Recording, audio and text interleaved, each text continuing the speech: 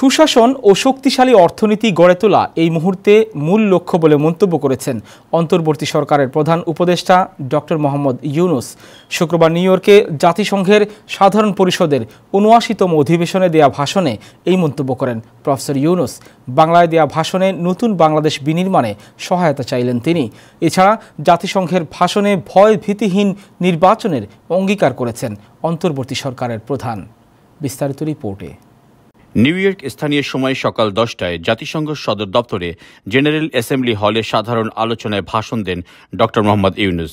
বাংলা ভাষায় দেয়া প্রায় ৩৬ মিনিটের ভাষণে ডক্টর ইউনুস যেমন বাংলাদেশ বিনির্মাণের কথা বলেছেন, তেমনি আবার বিশ্ব শান্তি প্রতিষ্ঠার গুরুত্ব তুলে ধরেন। ডক্টর ইউনুস তার বক্তব্যে ছাত্র জনতার অভ্যুত্থানের বীরগাথা বিশ্ববাসীর সামনে তুলে ধরেন। বাংলাদেশের ছাত্র আন্দোলন আগামীতে সারা দুনিয়ায় একটি কার্যকরী পদ্ধতি হিসেবে থাকবে বলেও এ সময় জানান ডক্টর ইউনুস। অতীতের ভুলগুলোকে সংশোধন করে একটা প্রতিযোগিতামূলক ও শক্তিশালী অর্থনীতি এবং ন্যায়ভিত্তিক সমাজ ব্যবস্থা গড়ে তোলায় এই মুহূর্তে আমাদের মূল লক্ষ্য।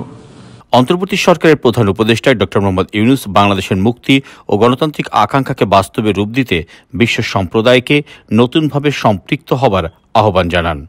আমাদের মুক্তি ও গণতান্ত্রিক আকাঙ্ক্ষাকে বাস্তবে রূপ দিতে আমি তাই আজ বিশ্ব সম্প্রদায়কে আমাদের নতুন বাংলাদেশের সঙ্গে সম্পৃক্ত হবার উদাত্ত আহ্বান জানাচ্ছি।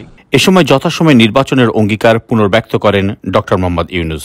আমাদের দেশের মানুষ মুক্তভাবে কথা বলবে, ভয়ভীতি ছাড়া সমাবেশ করবে, তাদের পছন্দের ব্যক্তিকে ভোট দিয়ে নির্বাচিত করবে। এটাই জাতির আকাঙ্ক্ষা এবং এটাই আমাদের লক্ষ্য। চয়ন Rahman, time television, new York.